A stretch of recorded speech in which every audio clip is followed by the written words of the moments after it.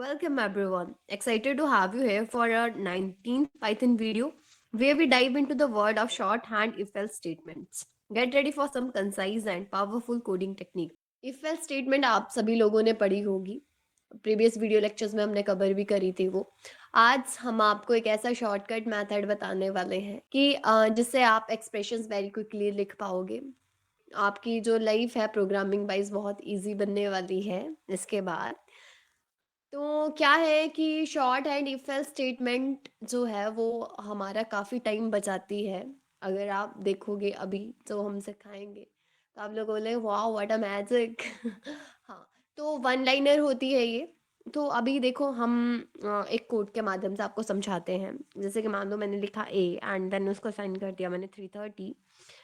What ever you want to assign it a value and then B and मैं इसको लिख देती हूँ 3303 एंड देन मैं लिख रही हूँ कि print A if A is greater than B else print equal if A equal to B else print B. अब क्या है ये रीडेबल है यार. अगर आप चाहो ना तो इसको पढ़ सकते हो, है ना. कि देखो अगर ए ग्रेटर देन बी है तो प्रिंट ए कर दिया, नहीं तो प्रिंट इक्वल कर दिया. अगर ए बी के बराबर है नहीं तो क्या प्रिंट करेगा वो बी. तो क्या हुआ बन गया ना वन लाइनर. क्या जैसे कि थ्योरी पार्ट में भी लिखा है there is also short hand syntax for the if else statement that can be used when the condition being tested is simple and the code block to be executed as short. कई बार ना block code block बहुत ही short होता है ना. तो full indent लिखने की बजाय क्यों ना हम short hand if else statement का यूज़ करें ताकि हमारा टाइम भी बच जाए और इजीली हम उसको लिख भी पाए. तो जैसे कि मान लो अब मेरे को प्रिंट ए कराना है बेस्ड ऑन कि like if A greater than B है तो मैं कराना चाहती हूँ ए प्रिंट.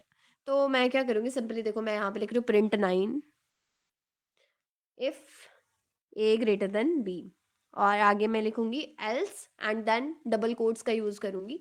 अगर आप डबल कोट्स का यूज़ नहीं करते हो तो वो आपको सिंटेक्स एरर दे देगा. तो ये सिंटेक्स है इसको लिखने का, ये हमेशा ध्यान रखना. Else and then double quotes.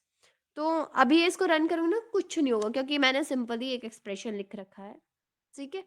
अब मैं क्या करूँगी मैं एक वेरिएबल बना देती हूँ उसको वैल्यू दे देती हूँ.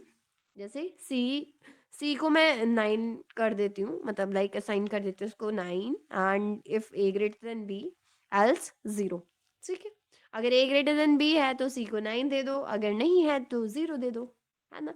तो प्रिंट जब मैं सीख कराऊंगी तो देखो ये मेरे को आउटपुट में 0 देने वाला है. ठीक है. ये था सिंपल सा. और कम्प्लेक्स देखना है तो ये था print A if A greater than B else print equal. ये तो मैंने आप लोगों को पहले समझा दिया. तो ये लेफ्ट टू राइट चलता है. ठीक है. अगर ए ग्रेटर देन बी है तो प्रिंट क्या होगा ए. और अगर ए इक्वल टू बी है तो प्रिंट क्या होगा इक्वल. एंड ऐसा कुछ भी नहीं है दोनों कंडीशंस में से तो क्या होगा बी प्रिंट होगा. तो अभी चले हम अपने एग्जाम्पल की तरफ से. तो अनदर एग्जाम्पल देखें इसके बाद जो दिया ये तो हमने करके आप लोगों को दिखाया. इसके बाद दिया था result equal to value if true if condition else value if false. तो क्या होता है रिजल्ट में आप कोई भी वेरिएबल दो रिजल्ट की जगह. जेनिक एग्जाम्पल है ये. वैल्यू इफ ट्रू मतलब कि कोई भी वैल्यूज को असाइन कर दो. ठीक है. इफ देन कंडीशन उसकी अगर कंडीशन ट्रू है तो रिजल्ट की वैल्यू क्या हो जाएगी जो आपने रिजल्ट को वैल्यू असाइन करी है. अगर ऐसा नहीं है तो एल्स के आगे आपने जो भी वैल्यू दी होगी वो उसकी वैल्यू बन जाएगी. और किसके इक्विवेलेंट हुआ ये वाला जो हमने स्टेटमेंट लिखा वो इक्विवेलेंट है इफ कंडीशन रिजल्ट. मतलब आप उसको ऐसे भी लिख सकते हो बट इतने ज्यादा ब्लॉक ऑफ कोड लिखने के बजाय आप सिंपल एक लाइन में भी इसको लिख सकते हो. Then the short hand syntax can be convenient way to write simple if else statement specially when you want to assign a value to a variable based on a condition.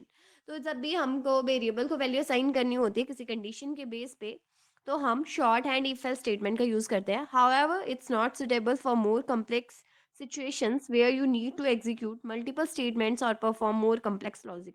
तो अगर आप वहां पे शॉर्ट हैंड इफ एल्स का use करोगे ना तो वो कम्प्लेक्स हो जाएगा.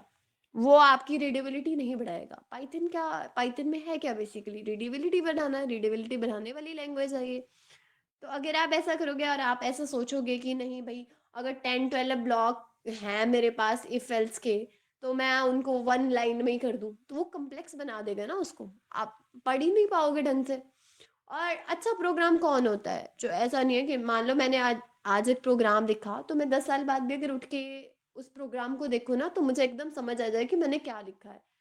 और इनफैक्ट वो नहीं होता कोड जो आप लोगों ने, हाँ भाई, वेरिएबल नेम बड़ा दे दिया, या फिर आपने लाइंस ऑफ कोड्स ज़्यादा कर दी, या फिर मतलब उसकी जो रीडेबिलिटी है वो खराब होगी। नहीं, मेन जो फोकस रहता है वो होता है मेंटेनेंस पे। लाइक जो एक जीनियस कोडर होता है ना, वो प्रोग्राम इस तरह से लिखता है कि दूसरे प्रोग्रामर को वो समझ आए। मतलब वो अपने लिए नहीं लिख रहा होता, वो दूसरे के लिए लिख रहा होता है।